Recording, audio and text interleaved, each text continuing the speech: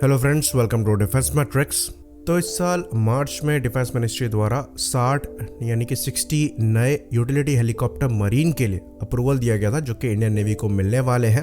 और ये हेलीकॉप्टर्स जो हैं ये ALS ध्रुव पर ही बेस्ड होंगे और ऐसा माना जाता है कि ये 2025-26 तक तैयार हो जाएंगे। तो ये चीज़ हम जानते हैं कि इंडियन नेवी द्वारा ALH ध्रुव MR यूज़ किए जाते हैं, जो कि मार्क 3 वर्जन है। पर क्योंकि इनके जो रोटर ब्लेड्स हैं ये कम्प्लीटली फोल्ड नहीं होते, इसलिए इनको लैंड बेस्ड बेसिस पर डिप्लॉय किया गया है।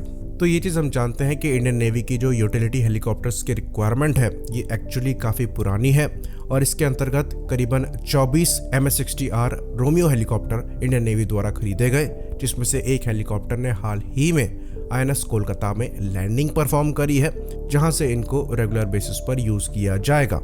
तो ये 24 ही हेलीकॉप्टर है इंडियन नेवी की, जबकि जो रिक्वायरमेंट है ये 100 के अप्रॉक्स है। प्रिसाइजली बात करें तो इंडियन नेवी द्वारा 111 NUH यानी कि नेवल यूटिलिटी हेलीकॉप्टर के लिए टेंडर पहले रिलीज किया गया है, पर वो चीज़ एग्जीक्यूट नहीं हो पाई। उसके बाद 2020 में नेवी द्वारा अपनी रिक्वायरमेंट इशू करी गई HAL को, जिसमें इन्होंने 60 यूटिलिटी हेलीकॉप्टर की रिक्वायरमेंट बताई मैरीटाइम ऑपरेशंस के लिए। तो इस मामले में HAL द्वारा लगातार काम किया जा रहा है और उनके द्वारा फोल्डेबल ब्लेड मैकेनिज्म को डेवलप किया जा रहा है। साथ ही साथ टेल बूम फोल्डिंग को भी डेवलप किया जा रहा है, ताकि ये बड़े आराम से इंडियन नेवी के वॉरशिप्स में और उनके हैंगर में फिट हो पाए। तो इन यूटिलिटी हेलीकॉप्टर्स से चेतक हेलीकॉप्टर्स रिप्लेस किए जाएंगे, जो कि इंडियन नेवी द्वारा बड़े नंबर में यूज किए जाते हैं। तो ये चीज़ हम आपको बता दें कि HAL द्वारा पहले से ही काम किया जा रहा है इन UH मरीन हेलीकॉप्टर पर, जिसके अंतर्गत पिछले साल ही HAL द्वारा एक ALH ध्रुव टेस्ट किया गया था सेगमेंटेड मेन रोटर ब्लेड्स के साथ ही साथ उसमें जो मेन रोटर हेड था ये प्री कोन कॉन्फ़िगरेशन में था। तो ऐसा माना जाता है कि इन फीचर्स के ऐड होने के बाद नेवी के लिए जो हेलीकॉप्टर बनाए जा रहे हैं इनकी जो ब्लेड फोल्डिंग है वो तो हो ही पाएगी, साथ ही साथ जो मीन टाइम बिटवीन ओवरहॉल है मेन गियर बॉक्स का ये भी इम्प्रूव होगा। तो ये चीज़ हम आपको बता दें कि ऐसा नहीं है कि पहली बार ALS ध्रुव के जो ब्लेड्स हैं ये फोल्ड हो रहे हैं। पहले भी जो ALS ध्रुव है इनके ब्लेड्स को फोल्ड करने के लिए मैकेनिज्म डेवलप किया गया था, लेकिन वहाँ पर ब्लेड्स फोल्ड करने में 10 मिनट से ज़्यादा का समय लगता है, जो कि एक्चुअली आइडियल नहीं माना जाता था।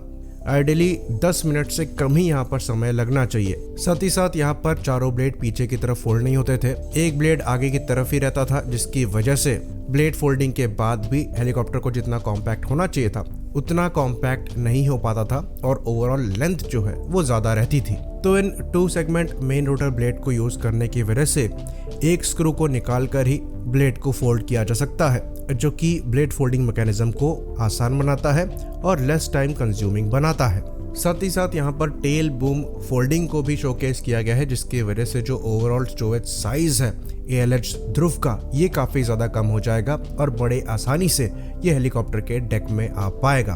तो ये जो 2 सेगमेंटेड ब्लेड ऑपरेशंस हैं इनको पहली बार अडॉप्ट करके या फिर टेस्ट करके देखा गया था लाइट यूटिलिटी हेलीकॉप्टर में, जहाँ पर 7 मिनट के अंदर ही इनके रोटर ब्लेड्स को फोल्ड किया जा सकता था। तो इनको यूज़ करने के बाद बड़ी आसानी से ये नेवी के रिक्वायरमेंट्स में फिट हो पाएंगे। तो इनको पिछले साल ही टेस्ट किया गया है और अभी इनके लंबे ट्रायल्स चलने हैं, जिसके अंतर्गत शिप पर भी इन हेलीकॉप्टर्स को लैंड करके देखा जाएगा और वहाँ पर इनके ब्लेड्स को फोल्ड करके हैंगर में फिट करके भी देखा जाएगा। तो ब्लेड फोल्डिंग और टेल बूम फोल्डिंग को अगर हम हटा दें तो बाकी जो कॉन्फ़िगरेशन है ये ALS ध्रुव MR जैसी ही होगी, क्योंकि सेंसर्स को लेकर ALH ध्रुव के साथ कोई इशू नहीं है। इसमें एक मॉडर्न सर्विलेंस रडार दिया गया है, साथ में एक इलेक्ट्रो ऑप्टिकल इक्विपमेंट भी दिया गया है, जो कि सर्विलेंस के लिए और रिकॉग्निजेंस के लिए इस प्लेटफॉर्म को काफ़ी आइडियल बनाता है और इंडियन नेवी इसके सेंसर्स के साथ वैसे ही काफ़ी इम्प्रेस्ड है। बाकी लाइट टोरपीडो फायरिंग की कैपेबिलिटी को यहाँ पर इंक्लूड किया जा सकता है, जिसके अंतर्गत ये DRDO के एडवांस लाइट टोरपीडो को फायर करने में सक्षम होंगे। तो इस पर प्रोग्रेस जो है डिसेंट हो रही थी, लेकिन जब से ALS ध्रुव MR के क्रैशेस और इमरजेंसी लैंडिंग के इंसिडेंट्स सामने आए हैं, तब से ऐसा माना जा रहा है कि नेवी इस डायरेक्शन में बढ़ने से पहले थोड़ी कॉन्शियस हो गई है और जब तक इश्यूज सॉर्ट नहीं हो जाते तब तक हो सकता है यहाँ पर नेवी द्वारा आगे ना बढ़ा जाए, क्योंकि नेवी द्वारा एक ब्रांड न्यू ALS ध्रुव MR को खोया गया है इमरजेंसी डिचिंग के दौरान। और कुछ रिपोर्ट्स की बात करें तो यहाँ पर कंट्रोल रॉड्स के साथ इश्यूज जो हैं बताए गए हैं, जिस पे HAL द्वारा काम किया जा रहा है। पर ये प्रॉब्लम्स जितनी जल्दी सॉर्ट हो जाए उतना बेहतर, ताकि इन हेलीकॉप्टर्स पर काम किया जा सके और इंडियन नेवी के रिक्वायरमेंट को पूरा किया जा सके। आई होप इन्फॉर्मेशन यहाँ पर क्लियर रही हो। इसी बात पर इस वीडियो को हम ख़त्म करेंगे। लाइक करिए, सब्सक्राइब करिए। जय हिंद।